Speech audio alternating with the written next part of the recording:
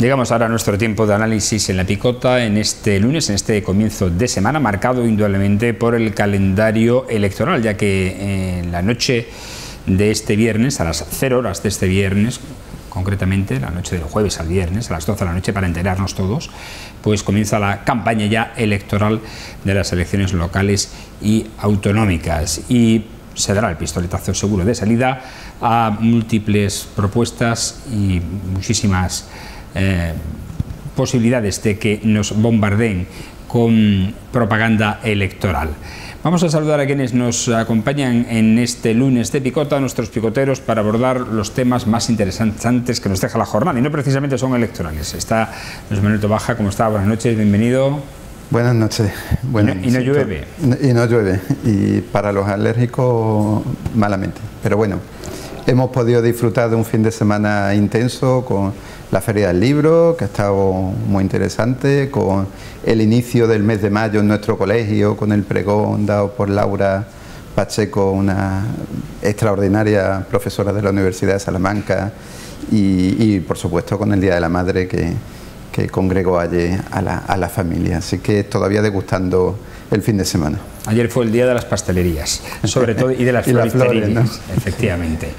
Javier Segura, ¿cómo está? Buenas noches. Y por añadir, y de las comuniones, y de las salidas al campo, y de los que se han ido a la playa para ir arreglando ya el apartamento. Madre mía, si es que es lo que nos viene. Qué ganitas tengo de que acabe la campaña electoral, y eso que no ha empezado, ¿eh? No ha empezado todavía. Luego yo creo que vamos a seguir con la siguiente, o sea que no creo que haya gran diferencia. Va a haber una situación de continuidad, ¿no? No de empalme, pero sí de continuidad. Que hemos disfrutado, yo también he disfrutado mucho de la Feria del Libro.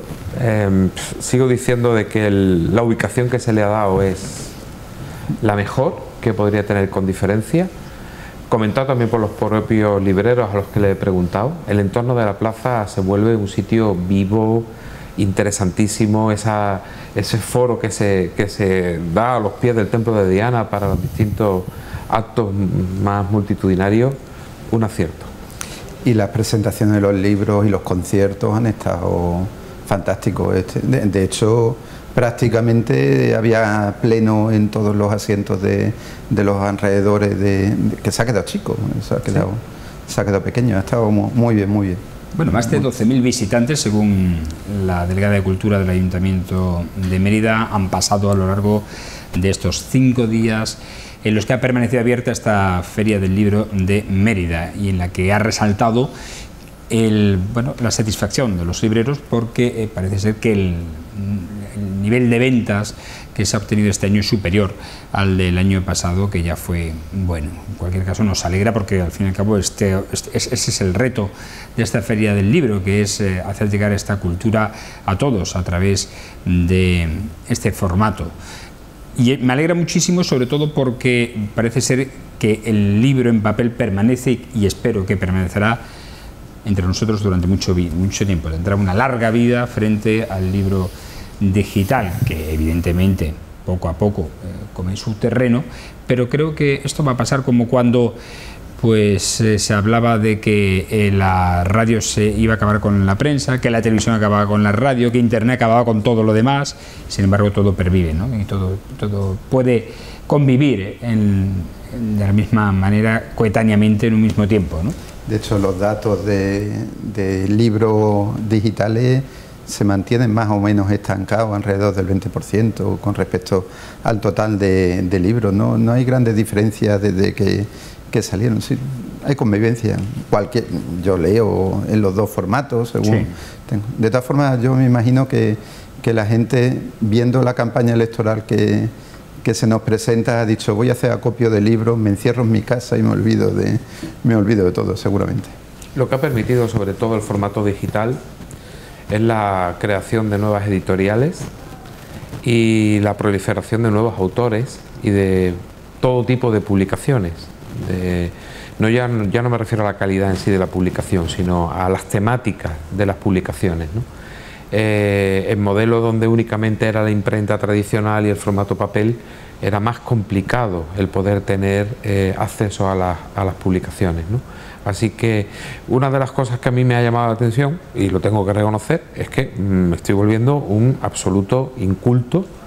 Nombres de autores y autoras de los que yo no había escuchado, pero oye, pero que es que ya no es que lleve publicado un libro, es la saga, y lo reconozco, o sea, me tengo que poner al día de quiénes son. Bueno, también me está pasando ahora con los actores y con las actrices, me estoy haciendo mayor, yo creo. Es un síntoma, Javier.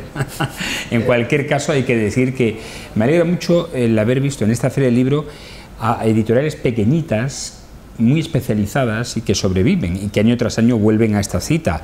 Editoriales extremeñas sobre temas extremeños y autores extremeños que viven gracias a lo local, el producto local. Y también es cierto que hay una importante fórmula que se está dando y cada vez más, que es la autoedición.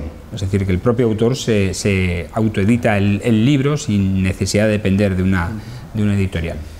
Eso iba a decir, que tiene de bueno y de regular. Es decir, tiene de regular, que es verdad que no pasa por el filtro de alguien profesional que dice, pues bueno, esto puede funcionar o no, porque al final, pues bueno, tú te lo guisas y tú te lo comes, pero tiene de ventaja y de bueno que no pasa por el filtro de las grandes editoriales, porque al final las editoriales, igual un poco que las discográficas, ya van a tiro hecho con su mercadotecnia y innovan muy poquito y se salen muy poquito del camino establecido. Entonces van a lo seguro, ellos saben lo que es lo seguro y en esa criba pues es cierto que se queda a mucho autor novel con mucho ingenio y con mucho buen hacer que nunca llega a una de las grandes editoriales, sino es muchas veces pues vía Wattpad, autoedición o premios literarios y que tengan la suerte de obtener alguno. Es verdad que ahí la autoedición tiene sus ventajas. Y se está además añadiendo a la literatura, en cualquiera de sus formas, fundamentalmente novela o ensayo, el complementarlo a la vez con música. Los propios autores y autoras nos hacen una relación de música que puede acompañar a la lectura, y ahora ya hay un paso más, incluso la parte visual, la contemplación. Sí, la lista de Spotify, efectivamente, pero incluso la parte visual. Uno de los últimos libros que había leído tenía como protagonista secundario un cuadro, entonces era siempre referencias a, fíjate en el detalle del cuadro de no sé qué, es decir, tener el acceso directo a la imagen que el propio autor pretendía desvelar en el propio enigma y la intriga. En este caso era un autor. Oye, vamos a otro asunto que si no nos da tiempo a acabar con nuestro guión. Hemos preguntado al director del consorcio de la Ciudad Monumental acerca de una propuesta que hizo Amigos de Mérida hace ya algunos años, algún tiempo, no sé si años, pero quizás sí un par de ellos, ¿no? Al menos, sí, ¿no? 19, si no recuerdo. Pues fíjate, antes de la pandemia, ya hace unos cuantos, sí, hace casi 4 años, que es sobre la puesta en valor de la cobertura de los restos arqueológicos que hay en la Puerta de la Villa, una vez que se ha hecho el derribo del muro, del murete y de la alambrada que rodeaba esa parcela, ese pegote que estaba ahí desde el año 2008, ¿no? Y que por fin, tras alcanzar un acuerdo con la propiedad, el Ayuntamiento ha adquirido por 88.000 euros y no ha tenido que llegar a la expropiación forzosa. En cualquier caso, el pasado miércoles preguntamos de aquí al alcalde sobre este asunto y dijo que eso lo dejaba en manos de los técnicos. Hemos recurrido al técnico, que es el director del Consorcio de Ciudad Monumental, y él dice, Félix Palma, que la mejor opción para poder conservar estos restos arqueológicos, que es parte de la muralla, los refuerzos de la muralla del siglo V de Mérida, es que permanezcan enterrados, porque dice que por la propia experiencia que ellos tienen, cualquier resto que esté al aire libre pues tiene una serie de inconvenientes que quizás hagan que no se conserve de la mejor manera. Vosotros hablabais de hacer prácticamente de poner al descubierto una parte de la muralla para identificar lo que hay allí. Ha descartado, por cierto, lo de un techo transparente, porque eso dice que genera muchos problemas. Además, hemos consultado también a un arquitecto sobre este hecho y dice que sí, que genera problemas de condensación, etcétera, todo lo que sea techo de cristal y tal. Pero en cualquier caso, saber si hay alguna fórmula para poder poner en valor esos restos de la Puerta de la Villa. Estamos ante un momento en el que todavía no se ha actuado porque no está terminado el proyecto de la actuación que ahí se va a hacer como continuidad de la calle Santa Eulalia, que se quiere cambiar el suelo, y de la Rambla para hacerla también plataforma única, pero bueno, estamos en tiempos de hacer este debate, de saber si merece la pena o no poner en valor esos restos en este punto de la ciudad. ¿Tú qué opinas, Luisma? Nuestra propuesta consiste en una ventana arqueológica, es cierto, un agujero ahí justo al lado en el bar de La Sureña, que también optaron por dejar visible la parte del muro. Es cierto que pusieron una cristalera que sí que sufre de condensación y que de hecho pues impide que prácticamente se pueda ver. Nuestra idea era más similar a lo que tenemos ahora mismo en el Arco de Trajano. El Arco de Trajano se ha hecho la cata, se ha llegado hasta el nivel del suelo y está de forma visible y visitable por cualquiera, con su cartelería, por lo que es el basamento del Arco de Trajano. La idea es muy similar a eso, teniendo en cuenta que, primero, no iba a suponer una gran pérdida en espacio para la plaza, haciendo una pequeña reorganización. Nuestra idea pasaba también por cambiar el kiosco que se encuentra justo al lado del edificio. Lo tenemos ahí en imagen. Exactamente. Pasarlo al otro lado, con lo que ampliamos un poquito la calle. La parcela que se ha adquirido, ¿no? Exactamente. Y luego, por otra parte, pues quizás no tanto la zona justo en la que se ha derrumbado en Solar, sino un poquito más hacia el centro, más centrado hacia la Puerta de la Villa, donde tiene que estar, y bueno, pues por lo que nosotros sabemos de estudios anteriores, se encuentra el basamento de la puerta que aparece en los escudos, en el escudo de Mérida, por la parte de la Puerta de la Villa, no por la del puente romano, ¿no? Entonces, nuestra idea era esa. Nosotros creemos que es viable y que bueno, como todo requiere un mantenimiento, pero si, por ejemplo, pues nos encontramos las termas que hay al lado del Circo Romano en estado visitable, si el basamento del Arco de Trajano se encuentra en un estado también visitable, no vemos grandes inconvenientes para que también en un lugar tan emblemático como es la Puerta de la Villa y tan simbólico como es la propia puerta de la ciudad Augusta Emérita, pues no se pueda realizar. Entendemos que los técnicos tienen sus motivos, ¿no? Entendemos también que es más simple de conservar tapándolo todo que conservarlo y dedicarle una cierta cuantía de mantenimiento a lo largo del año, pero también es cierto que le puede dar una vistosidad a nuestra Puerta de la Villa, a nuestro centro histórico, que tapándole obviamente no lo vamos a conseguir.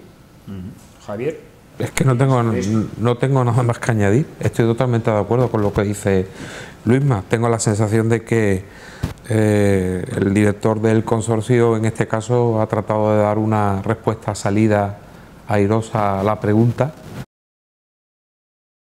técnica y donde realmente se pone en valor el conjunto arqueológico, ¿no? Es muy significante que a la Puerta de la Villa se le llama así por ser uno de los enclaves de acceso, una de las plazas más icónicas que tenemos en nuestra ciudad, y que para un paño de la muralla, pues que se opte por enterrarlo. No tiene, desde mi punto de vista, no tiene sentido el que se haga, más cuando a pocos metros tenemos la sala de Cumanus, que además, salvo petición expresa para que se abra, no es accesible, o el trozo de calzada romana que estamos viendo en las imágenes, o el resto de conjuntos y de restos que has ido precisamente comentando tú, ¿no? Si el deterioro ambiental es un factor, pues tapemos todo.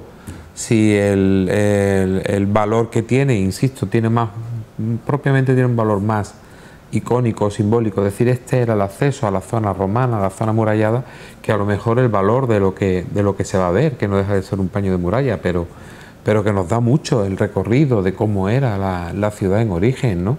Y visualmente el enlazarlo con la parte de la calzada del Decumanos que tenemos justo enfrente sería, de hecho, nuestra propuesta incluye en la parte cubierta también señalizar con baldosas de otro color o de alguna manera lo que sería el lienzo de la muralla que se extiende hacia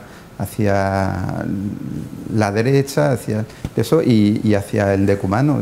Nosotros creemos que visualmente es algo que podría quedar más que interesante para el turista y para nosotros los emeritenses. Y de hecho, cuando lo propusimos en su día, pues fueron muchas las llamadas que tuvimos diciendo que bueno, que qué idea más interesante, que ojalá se llevase a cabo. Mira, yo tengo la sensación, voy a ser mal pensado, ¿vale? Muy mal pensado. Esta es la obra más rápida municipal que he visto en todos los días de mi vida y va a terminar el 27 de mayo. Ya te lo digo yo. Pero como para el 27 de mayo no vamos a tener nada que la haga visible, lo vamos a tapar. Lo que tapemos hoy se abrirá mañana, el año que viene, dentro de 2 años, dentro de 5, pero terminará siendo la propuesta que vosotros habéis recorrido. Creo que es más la prisa por ver un entorno nuevo y acabado previo a las elecciones que propiamente el tratar de poner en valor el conjunto de lo que ahí se destaca, ¿no? Pero bueno, eso es ser mal pensado. Nosotros desde la asociación, primero, solamente tenemos potestad para proponer cosas, luego pues, al que le toque, pues si le parece bien, pues la llevará a cabo y si no, pues bueno, pues dormirá en sueño de los justos. Entendemos que es una propuesta bonita, eso sí. Segundo, nosotros somos una asociación apolítica, entonces nos da igual que se haga antes, después o en medio de las elecciones, nos da exactamente igual. Sí que nos gustaría que se hiciese por ver una propuesta tan interesante pues al servicio de Mérida. Y luego tercero, entendemos, y ahí sí no tanto por proteger o hacer un gasto innecesario a la ciudad, pero sí entendemos que hay que atenerse siempre pues a un equilibrio entre la cantidad de restos que tenemos en Mérida, que sean realmente interesantes, y la sostenibilidad de la ciudad, que lo hablamos la última vez que estuvimos aquí. Pero bueno, en este caso concreto creemos que es tan significativo ese resto que merece la pena rescatarlo. Bueno, pues veremos qué pasa si al final se recoge estas propuestas o esta iniciativa en un futuro. También es cierto, vuelvo a insistir, que todavía no hay ni proyectado, no se sabe cuándo se va a acometer la remodelación de ese espacio, de la Puerta de la Villa, y que posiblemente quede todavía un tiempo para ello. No dejamos ni abandonamos el consorcio ni a su director, a Félix Palma, porque también nos ha dado una buena noticia en respecto al número de visitantes desde enero hasta abril de este año 2023 que han pagado su entrada para poder acceder al yacimiento arqueológico de Mérida. Según los datos del consorcio, en estos primeros 4 meses del año se ha recibido un total de 143.381 visitas, lo que supone 1.544 más que en el año 2019, que fue el mejor año en datos estadísticos de visitas que registró la capital extremeña. Por supuesto, han sido más de 24.400 personas con respecto al año pasado, pero cogiendo ese dato que fue el del año 2019, año prepandemia, que fue el dato histórico, si todo va así, el propio consorcio opina que podría alcanzarse el 500.000 de visitas en este año 2023, lo que supone indudablemente una buena noticia. Javier. Y de sobra, vamos, yo creo que, a ver, Mérida lo merece, ¿no? Esto justamente de lo que estamos hablando es de poner en valor nuestro conjunto y lo cuidado que se tiene y lo que nos informa de la historia y nos informa de las tradiciones y lo atractivo que es para quienes nos visitan, ¿no? 500.000 de visitantes. Estamos hablando de casi, en torno a 9 visitantes por cada habitante. Yo lo quiero ver desde esa perspectiva para que realmente veamos la carga de responsabilidad por la conservación, por la promoción, por el cuidado, que debemos de tener a nuestro conjunto arqueológico, en toda su diversificación, no solamente lo que son los monumentos, que aquí se mide por las entradas, sino también por las propias actividades complementarias que se llevan a cabo a lo largo de todo el año. Déjame añadir, ahora que estás en ese punto, que el propio Palma ha dicho que lo bueno que tiene el yacimiento arqueológico de Mérida es su dispersión, es decir, que al estar dividido en varios puntos, por mucha carga de visitantes que exista, lo soporta bien la ciudad. Porque no se concentra en un solo foco, ¿no? Imaginemos el medio millón de habitantes solo metido en el teatro, pues sí que generaría una aglomeración que no muchas veces no se percibe, ¿no? Aparte también de la amplitud de nuestros propios monumentos. Así que es una buena noticia el que estemos por encima del medio millón de visitantes. La proyección. Sí, pero bueno, estuvimos ya muy cerquita en el año previo al COVID y este año pues se presupone. Hay que preguntarse, más allá de lo que se ve, qué es lo otro que atrae, ¿no?, a quienes nos visitan. Yo creo que el turismo interior está ahora mismo en un momento muy dulce en España. El turismo nacional sigue siendo nuestro principal motor, y ahí tiene mucho también que ver pues la corta estacionalidad de las estancias, de las visitas, por proximidad, y los precios, que evidentemente son precios mucho más accesibles y asequibles que los que se pueden encontrar en otros puntos del territorio, ¿no? Hay un aspecto global que no solamente afecta a Mérida, sino que afecta a toda España, y es que se están recuperando y superando los niveles pre-COVID de visita a nivel nacional. Eso no te asegura automáticamente que también a tu ciudad, en este caso a Mérida, vayamos a conseguir un aumento de visitantes, pero en este caso sí que lo está haciendo, ¿no? Yo creo que hay muchos factores que influyen. Por una parte, pues tenemos un patrimonio más que destacable y que es muy interesante. Por otra parte, que ya lo hemos dicho muchas veces, pues que se ha ampliado la oferta de ocio, que lleva aparejado pues que la gente venga y para un motivo y al final acaba viendo nuestro patrimonio, nuestro teatro, nuestro museo, etcétera, etcétera, ¿no? Y creo que también pequeñas iniciativas son muy interesantes para vendernos. Por ejemplo, algo para mí tan simple pero tan destacable como el hecho de tener el Festival de Teatro Clásico de Mérida en Madrid, que también es una manera de vendernos, pero además perpetuamente, durante todo el tiempo en el que se están estrenando obras en Madrid, porque al final aparece un Mérida en naranja, muy bonito, y yo me imagino que el que pasa por allí, por la capital de España, acaba diciendo, bueno, Mérida, oye, pues a lo mejor merece la pena, ¿no? O iniciativas como la de la revista esta muy interesante, que ha sacado el monográfico de Mérida. El año pasado me parece que fue la de Ferro Ediciones, que también hizo un monográfico de Mérida. Son cositas que van divulgando nuestro patrimonio a toda España.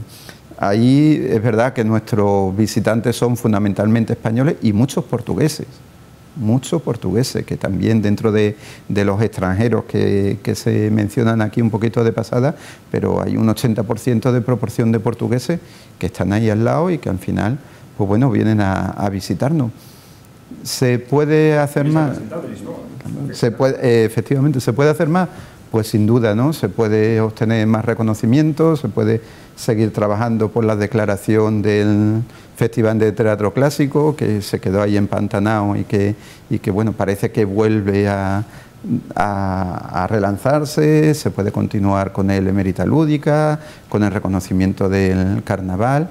Y bueno, y cualquier iniciativa que llame la atención y que diga aquí estamos y vengan a visitarnos, pues bienvenido sea.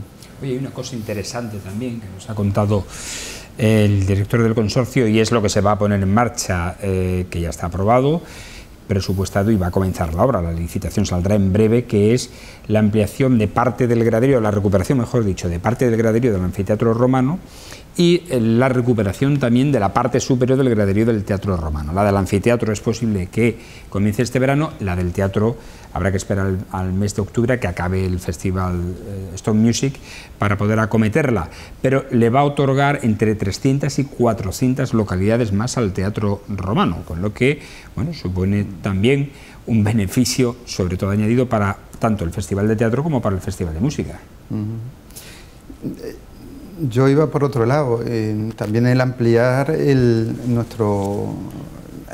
los restos visitables, y ahí para mí es muy interesante. Entiendo que hace falta dinero, pero que se está ahí el tema de la Huerta Otero, que tiene unos restos muy interesantes que a ver si se puede ir sacando a la luz para que sean visitables. Al final, nuestro objetivo no es solo que vengan a ver el teatro, sino que permanezcan en la ciudad en tiempo suficiente como para realizar 1, 2, 3, ojalá 4 o 5 pernoctas, ¿no? Entonces, el hecho de, por ejemplo, eso de aumentar el graderío está muy bien, te va a dar más beneficios de cara a los festivales, pero no va a hacer que venga más gente.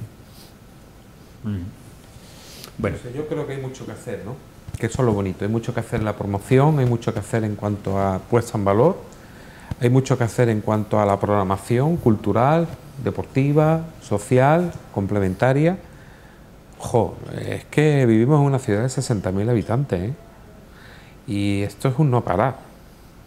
Y qué bonito que haya un equipo humano que se tiene que ocupar de la gestión, contando al céntimo, porque no somos una ciudad generadora de recursos ilimitados, ni los tenemos, que además son habas contar lo que aquí llega, y que con toda su profesionalidad y con toda su imaginación y toda su creatividad está consiguiendo que cada año haya algo nuevo, algo diferente, un mes o un fin de semana nuevo al que agregar a toda la agenda de quienes vivimos aquí y de quienes nos visitan, porque los primeros visitantes o los primeros turistas o los primeros beneficiados seguimos siendo los que habitamos en esta ciudad, para sentirnos muy orgullosos de ella, ¿no?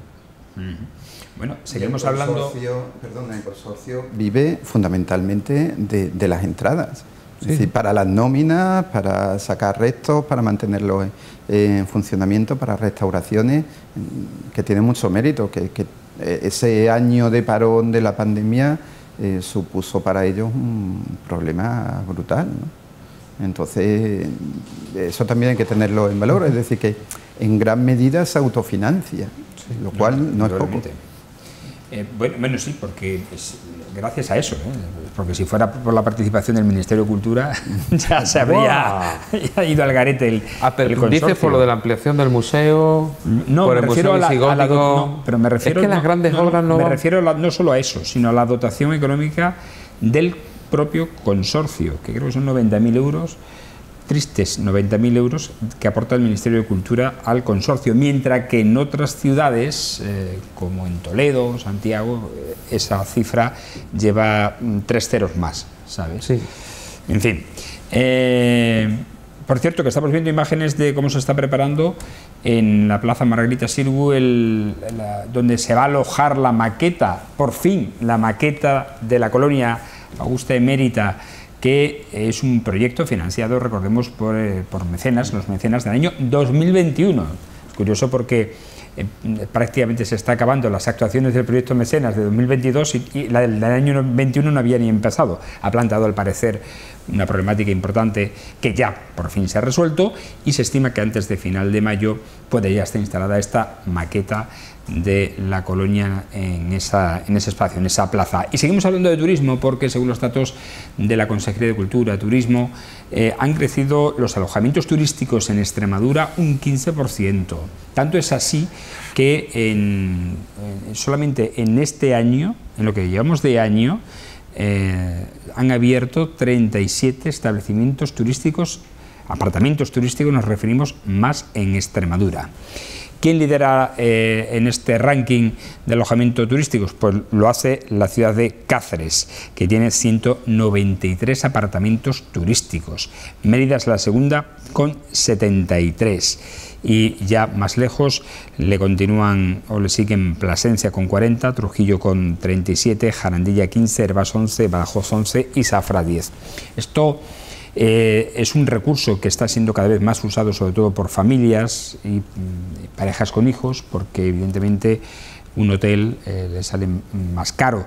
Pero también es verdad que al sector hotelero le preocupa el crecimiento desordenado, dicen, de estos apartamentos turísticos sin límite. Vosotros no sé si sois usuarios o no de apartamentos turísticos cuando viajáis. Y de hoteles, y de camping, y de autocaravana, y de todo es convivible. No se preocupen los hoteleros de Mérida, que sus alojamientos seguirán estando llenos, porque el público que principalmente demanda y consume este tipo de alojamientos no tiene por qué ser necesariamente el que venía utilizando tradicionalmente el hotel. El hotel se va a seguir funcionando porque te da una confortabilidad que no la da un alojamiento turístico, por eso es más caro.